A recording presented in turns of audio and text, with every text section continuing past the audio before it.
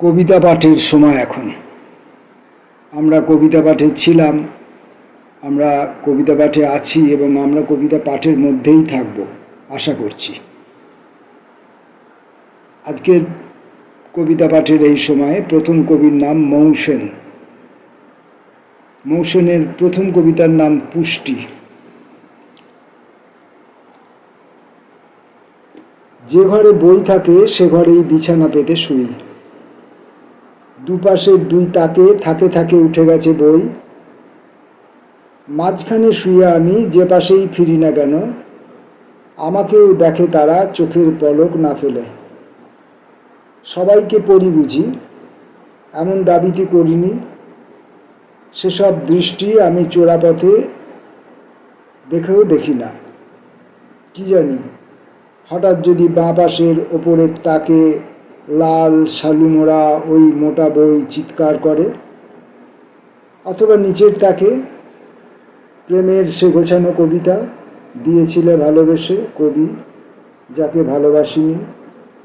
কি বলবো তাকে আমি, কেন তাকে করিনি কখনো, কেন তাকে অবহেলে ভুলে ফেলে চলে আসিনি। যত প্রশ্ন মনে আসে অর্ধেকের উত্তর জানি না। যত কিছু পড়তে চাই কিছুই কি পড়া হলো আজও। ধানের গোলায় যত ধান থাকে পুষ্টি জোগানোর, কতটুকু তার বলো তোমাকে শক্তি জোগালো। মৌসেনের পরের কবিতা স্বপ্নেরা কখনো থামে না। আলো নিভে গেছে যেই, পাখিদের হাত ধরে টানে ঝোপড়া মাথার এক বিশাল সবুজ মোটা গাছ। যে পাখি যুবতী সবে আর একটু উঠতে সে চায়, তাকেও ফিরতে হয় শাসনের আড়ালে আড়ালে। যে পাখি ধূসর আজ ডানা যার রং হারিয়েছে, অভ্যাসে কুলায় ফেরে বাকিদের পেছনে পেছনে। একই নকশা নিয়ে ভোরবেলা ছেড়েছে যে বাসা, ফিরে আসে সকলে আকাশে নকশি কাঁথা হয়ে।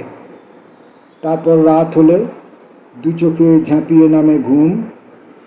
সূর্য নিভে গেছে বলে পাখিরা কি স্বপ্ন দেখবে না। মৌসেনের কবিতা পড়ার পর আমরা পড়ব দিশারি মুখোপাধ্যায়ের দুটি কবিতা। প্রথম কবিতার নাম রবিবারের উপহার।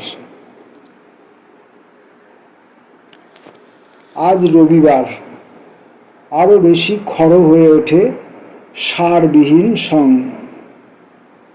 এবছর প্রথম ফুল ফুটেছে যে নতুন শাল গাছে, সে তোমাকে তা দিতে চেয়েছিল উপহারে। হয়তো এসে অপেক্ষা করবে বাস স্ট্যান্ডে। একসময় হঠাৎ খেয়াল ভাঙবে, মনে পড়বে আজ রবিবার। প্রত্যেকটি ছুটির দিনেই আমাদের ছুটি কম হয়ে যায়। তাই আমি হাতুড়ির প্রেমে মুগ্ধ হয়ে যাই, যে আমাকে ছুটির পরিবর্তে কেবল আঘাত উপহার দেয় আর আমাকে নিজেকে পেতে সাহায্য করে। দিশারি মুখোপাধ্যায়ের পরের কবিতাটির নাম অবিশ্বাস।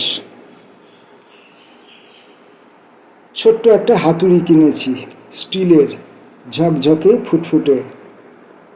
ওর দাম ধরতে পারো 200 টাকা, 150 বা 100 হতে পারে। নিজের দাম নিয়ে ওর মাথা ব্যথা নেই, হাসতে হাসতে আঘাত করতে পারে কেবল। স্বপ্নগুলোকে ভাঙছি, নানান রঙের ফাঙ্গাস বার হচ্ছে অফুরন্ত। স্বপ্নের ভেতর যে স্বপ্ন ছিল না বুঝতে পারছি। সুপারি এক ধরনের কার্সিনোজেন, একথা জানার পরও সংসার উত্তীর্ণ হয়ে সিনিয়র হওয়ার পর সুপারি খাওয়া ধরেছ তুমি। স্বপ্ন, হাতুড়ি এবং সুপারি ভালোবাসাকে বিশ্বাস করে না এরা কেউই।